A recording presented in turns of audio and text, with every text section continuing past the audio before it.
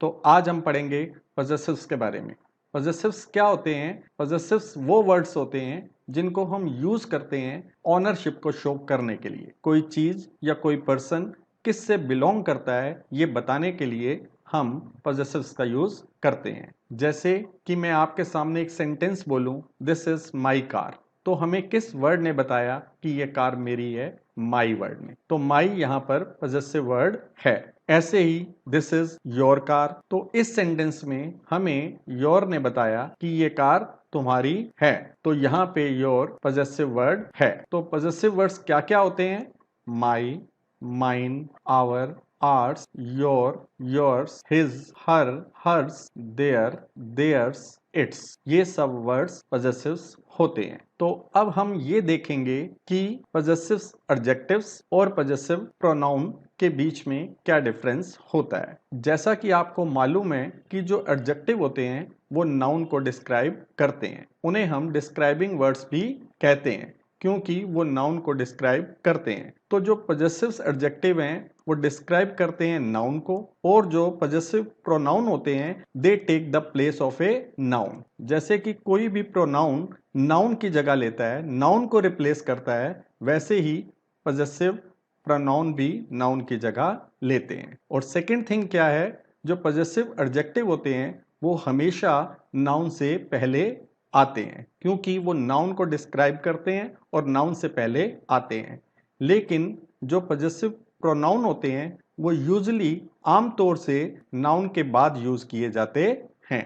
अब हम एग्जाम्पल से समझ लेते हैं कि क्या डिफरेंस होता है पजेसिव एडजेक्टिव के बीच में और पजेसिव प्रोनाउन के बीच में। ये सारे सेंटेंसेस पजेसिव एडजेक्टिव्स के हैं और ये वाले सारे सेंटेंसेस पजेसिव प्रोनाउन के हैं। पजेसिव एडजेक्टिव के बाद जैसा कि मैंने आपको पहले बताया नाउन का यूज होता है, लेकिन जो पजेसिव प्रोनाउन होते हैं उनके बाद नाउन का यूज नहीं होता। अब हम एग्जाम्पल से समझते हैं। माई, दिस इज माई बुक। यहाँ पर जो वर्ड माई है वो हमें बता रहा है कि ये बुक किससे बिलोंग करती है। ये बुक मेरे से बिलोंग करती है, इसलिए ये पजेसिव वर्ड है। लेकिन इसके बाद हमने नाउन का यूज किया है। बुक एक नाउन होती है, इसलिए यहाँ पर जो माई है वो एक पजेसिव एडजेक्टिव है क्योंकि एडजेक्टिव के बाद नाउन का यूज होता है। अब देखें, mine, this book is mine. इस सेंटेंस का भी वही मीनिंग है जो इस सेंटेंस का है।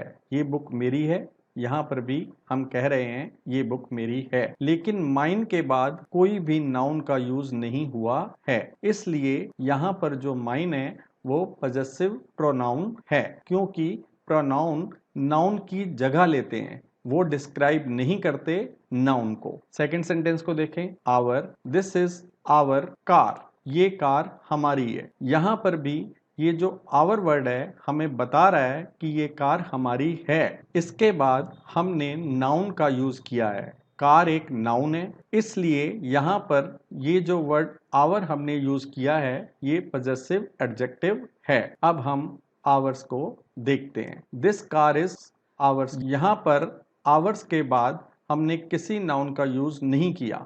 आवर्स के बाद नाउन का यूज नहीं होता, और वैसे भी आर में एस ऐड हो जाता है प्रोनाउन में, इसलिए यहाँ पर ये पजेसिव प्रोनाउन है।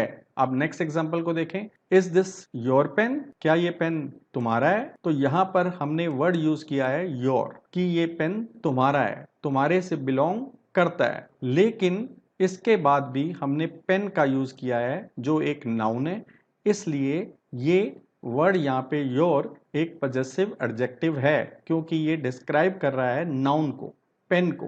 योर्स, इज दिस योर्स, क्या ये तुम्हारा है? लेकिन योर्स के बाद हमने कोई नाउन यूज नहीं किया और हमने योर के साथ एस को ऐड कर दिया है योर्स, तो यहाँ पर ये एक पजेसिव प्रोनाउन है। अब हम नेक्स्ट एग्जांपल को देखते हैं। His, I borrowed his laptop, मैंने बोरो किया उसके लैपटॉप को। यहाँ पर हिज के बाद हमने नाउन का यूज किया है लैपटॉप, इसलिए ये एक पजेसिव एडजेक्टिव है। ये वर्ड हमें लैपटॉप के बारे में बता रहा है, इसलिए ये पजेसिव एडजेक्टिव है। हिज का जो प्रोनाउन होता है वो भी हिज ही होता है। दिस लैपटॉप इज हिज, ये लैपटॉप उसका है, लेकिन इस हिज के बाद हमने कोई नाउन यूज नहीं किया है, तो यहाँ पर ये जो वर्ड हिज है वो क्या है, पजेसिव प्रोनाउन है। अब हम नेक्स्ट एग्जांपल को देखते हैं। हर, इट वॉज हर फॉल्ट, ये उसकी गलती थी। यहाँ पर हमने हर को फॉल्ट से पहले यूज किया है। फॉल्ट जो एक नाउन है, ये वर्ड नाउन को डिस्क्राइब कर रहा है, इसलिए ये पजेसिव एडजेक्टिव है। हर के साथ अगर हम एस ऐड कर देते हैं तो वो पजेसिव प्रोनाउन बन जाता है। It was his fault not hers, यहाँ पर हर्स के बाद कोई नाउन यूज नहीं हुआ है, इसलिए ये पजेसिव प्रोनाउन है। नेक्स्ट देखें, their, their house is cosy, उनका जो घर है वो कॉजी है।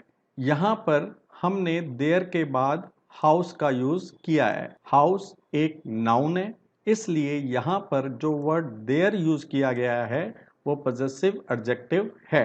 अब हम देयर्स को देखें। देयर के साथ हम एस को ऐड कर देते हैं तो वो पजेसिव प्रोनाउन हो जाता है। Theirs is a cosy house, यहाँ पर सेंटेंस के मीनिंग में कोई डिफरेंस नहीं है। Their house is cosy, theirs is a cosy house, sentence के मीनिंग सेम है, लेकिन यहाँ पर हमने देयर के साथ एस ऐड किया है और देयर्स के बाद कोई नाउन यूज नहीं हुआ है, इसलिए ये पजेसिव प्रोनाउन है।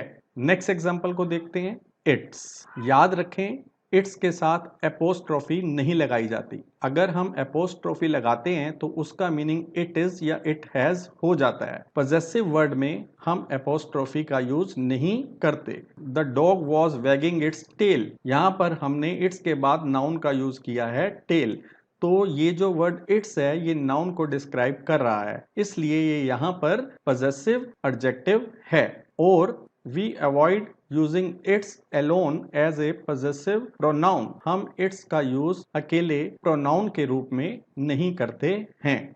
तो स्टूडेंट्स, अब आपको अच्छी तरीके से समझ में आ गया होगा कि क्या डिफरेंस है पजेसिव एडजेक्टिव्स के बीच में और पजेसिव प्रोनाउन के बीच में।